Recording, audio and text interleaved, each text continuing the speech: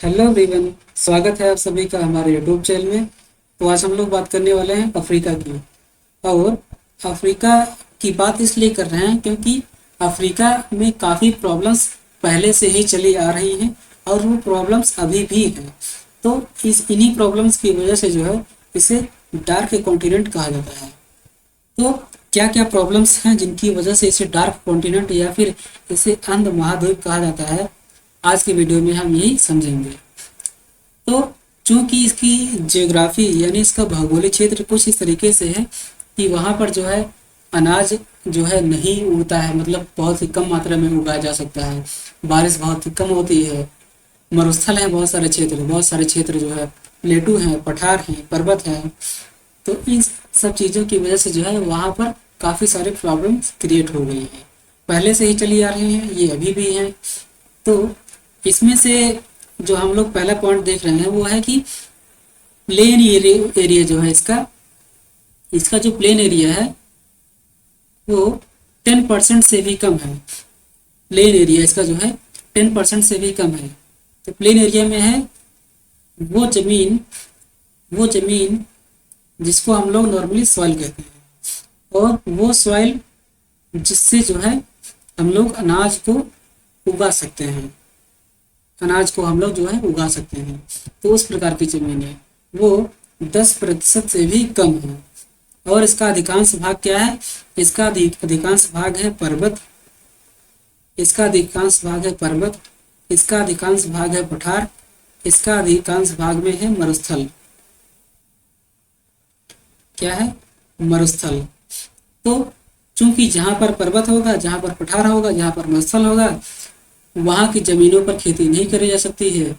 तो वहाँ की ज़मीनों पर अगर खेती नहीं करी जा सकती है तो वहाँ के लोगों पर कितना ज़्यादा बुरा असर पड़ेगा, और वहाँ पर जो है भुखमरी तो अपने आप ही जन्म ले लेगी।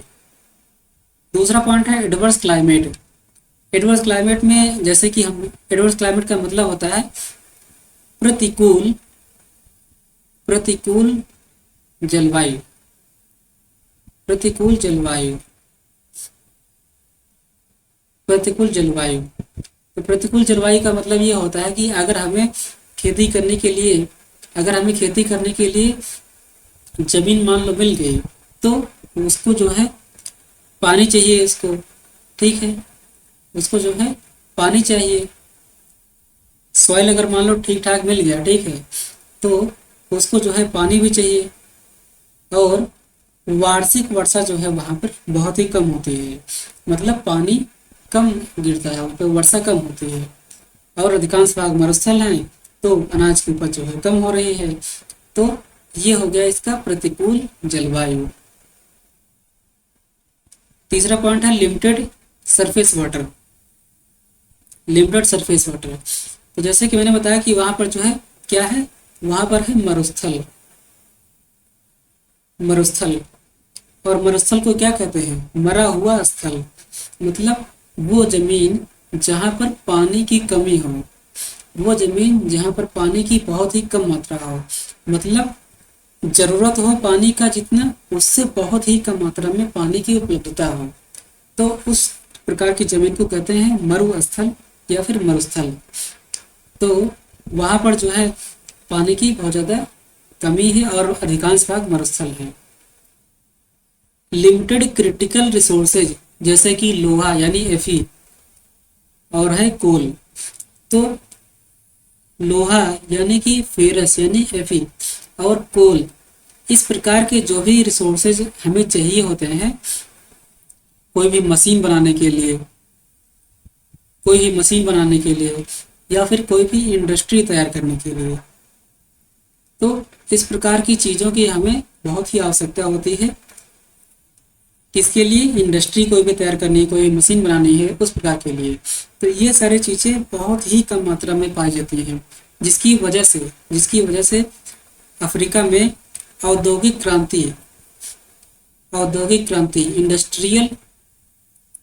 इंडस्ट्रियल रिवॉल्यूशन,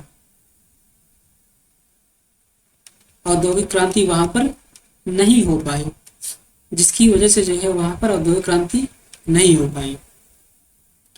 और जहाँ पर औद्योगिक क्रांति नहीं हो पाई है वहाँ पर टेक्नोलॉजी की समस्या तो रहेगी, टेक्नोलॉजी नहीं रहेगा वहाँ पर। तो देखिए, पहले जो पॉइंट हमने डिस्कस किया था उसमें हमने देखा था कि जो नेचर की वजह से, जो प्रकृति की वजह से जो भी प्रॉब्लम्स क्रिएट हुई हैं, तो उसको हमने देखा, कवर किया। अब हम देख रहे हैं कि जो इंसानों को तकलीफें हो रही हैं, इंसानों को प्रॉब्लम्स हो रही हैं, तो वो हम लोग डिस्कस करने वाले हैं।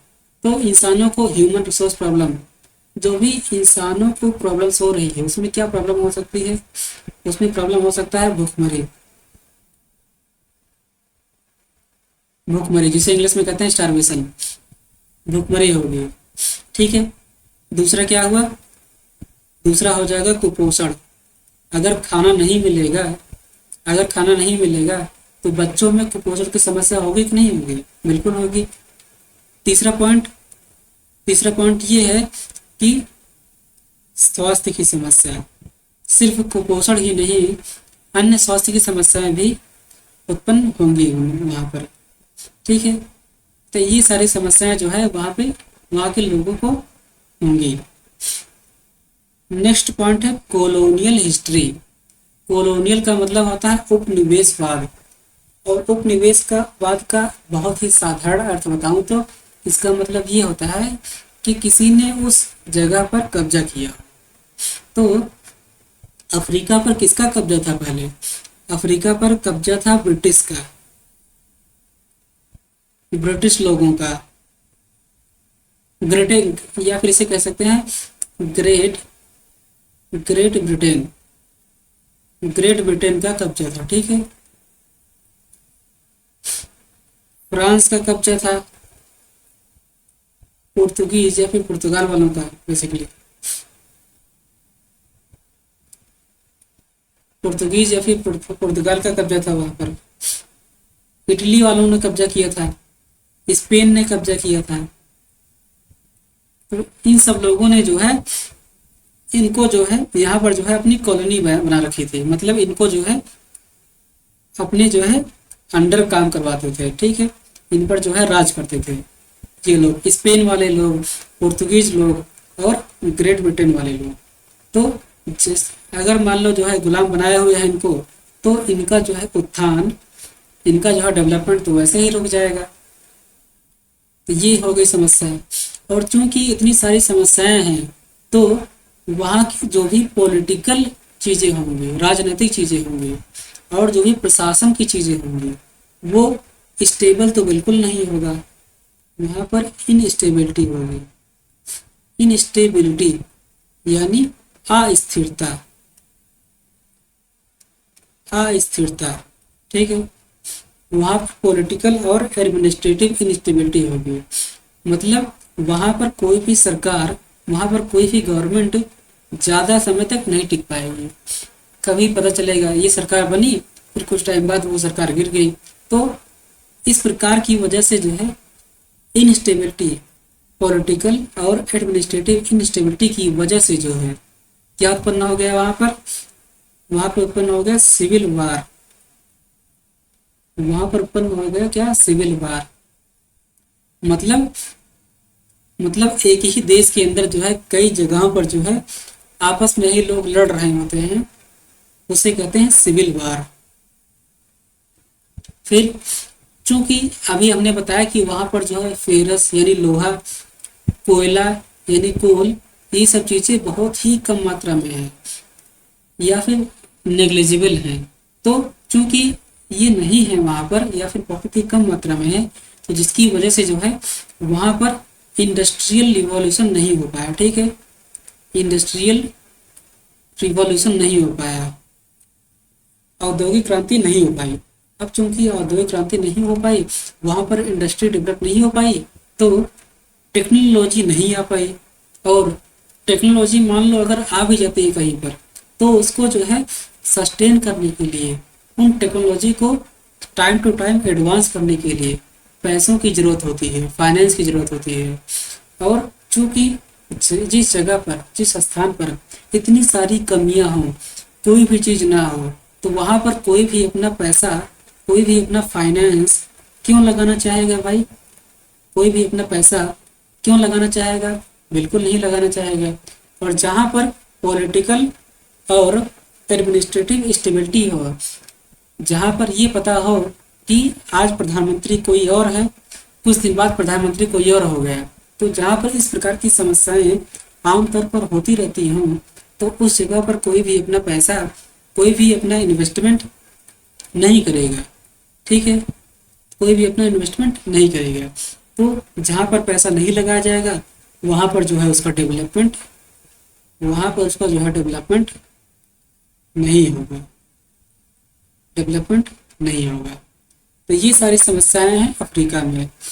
तो आई होप आपको ये समझ में आ गया होगा कि अफ्रीका को जो है डार्क कॉन्टिनेंट या फिर अंध महाद्वीप क्यों कहा जाता है। तो अगर आपको ये वीडियो आपके काम का लगा हो, आपको ये वीडियो अच्छा लगा हो, तो प्लीज़ वीडियो को लाइक कीजिएगा। और हाँ, हमारे यूट्यूब चैनल को सब्सक्राइब करना मत भूलिएगा। और हाँ, कमेंट बॉक्स में आप अपनी राय ज़रूर दीजिएगा कि आपको किस प्रकार के टॉपिक पर बात करनी अच्छी लगती है, या फिर हम जो है किस प्रकार के टॉपिक पर अन्य वीडियो को लेकर के आए। तो प्लीज़ वीडियो को लाइक कीजिए, चैनल को सब्सक्राइब करना मत भूलिएगा। मिलते हैं ऐसे ही नए टॉपिक के साथ, तब तक के लिए बाय बाय।